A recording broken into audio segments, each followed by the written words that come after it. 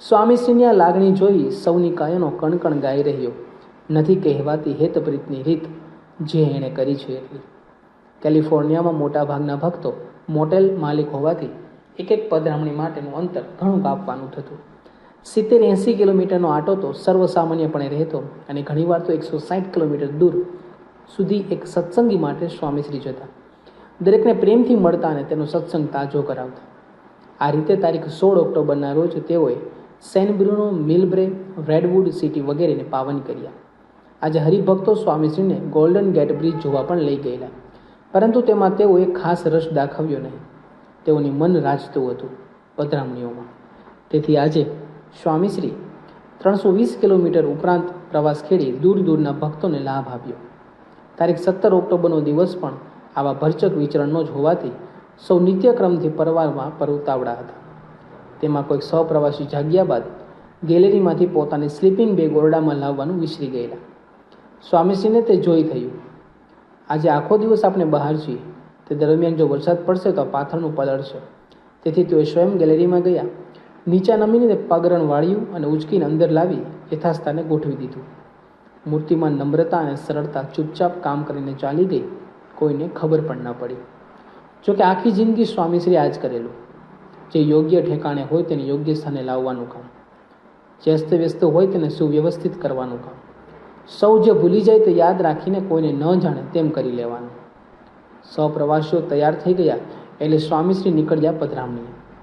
પ્રથમ 56 કિલોમીટર કાપી તેઓએ સાન હોઝેને પાવન કર્યું. ત્યાંથી શલિનાસ સુધી પહોંચી ગયા હશે ત્યાં સંદેશો મળ્યો કે સાન્ટાક્રુઝમાં ભક્તો પધરામણીની રાહ જોઈ રહ્યા છે.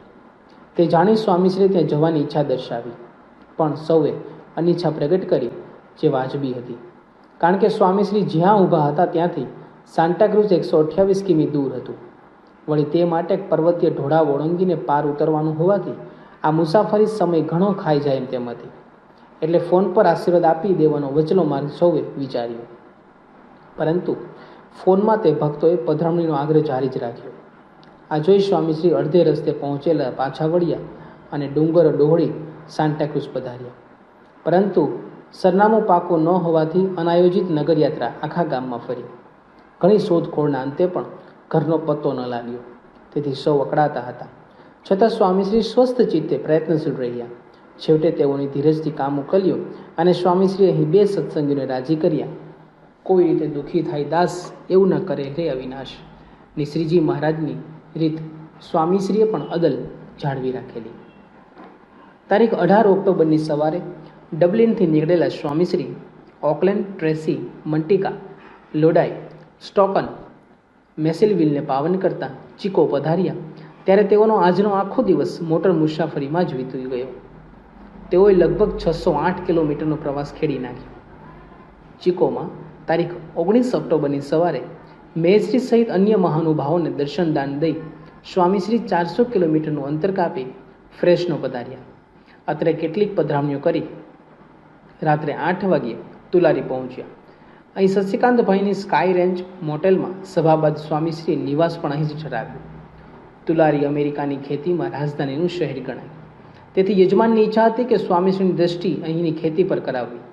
એટલે તેઓએ તારીખ 20 ઓક્ટોબરની સવારે 6 વ્યક્તિઓ બેસી શકે તેવા વાઇપર વિમાનમાં લગભગ પોણો કલાક સુધી સ્વામીશ્રીને નીલ ગગનમાં ફેરવ્યા. ત્યારબાદ આસપાસના 40 કિમીમાં પધરામણીઓ કરી સ્વામીશ્રી બપોરે 3 વાગ્યે વેન્ચુરા જવા તૈયાર થયા. તે વખતે પણ સ્થાનિક યજમાન સ્વામીશ્રીને વાઇપર પ્લેનમાં જ બેસાડીને 248 કિલોમીટર દૂર વડાવવા સાથે આવ્યા. વેન્ચુરામાં બપોરે 3:30 વાગ્યે ભોજનનો મેળ પડ્યો. ભોજન બાદ 10 વાગ્યે લોસ એન્જલ્સથી 96 કિલોમીટર દૂર આવેલા કોરોના મુકામે આવી પહોંચ્યા. અહીં મોટેલ 7માં રાત્રે 11:15 વાગ્યે તેઓએ હરિભક્તોએ ગોઠવેલી વ્યવસ્થા મુજબ ભોજન અંગીકાર કર્યું. લોસ એન્જલ્સમાં વસતા ભાવિકોની સંખ્યાને લક્ષ્યમાં રાખીને કાર્યકરો દ્વારા ફક્ત 2 જ દિવસનો કાર્યક્રમ નક્કી થયેલો, પરંતુ સમાચાર માધ્યમો દ્વારા સ્વામીશ્રીના આગમનની જાણ થતાં 60થી 70 પધરામણીઓ માટે વિનંતી આવી ગઈ. તે માંગને પહોંચી વળવા સ્વામીશ્રીએ તારીખ 21 ઓક્ટોબરની સવારે 9 વાગ્યાથી સાંજે 4 વાગ્યા સુધી ઓન્ટારિયો, પોમાના, અજુવા, સાન ગ્રેબિયલ, હોલીવુડ, ઇંગલવુડ, સાઉથગેટ, બેલ વગેરે વિસ્તારોમાં ઘૂમી વળ્યા. 4:15 વાગ્યે સિટી મોટેલમાં ભોજન બાદ તરત જ પધરામણીનો છેડો ઝાલી લીધો અને પ્લેસેન્ટિયા, સાયપ્રસ, વેસ્ટમિન્સ્ટર વગેરે સ્થળોમાં વિચરતા સ્વામીશ્રી રાત્રે 9 વાગ્યે YMCAમાં આયોજિત સભામાં આવી પહોંચ્યા.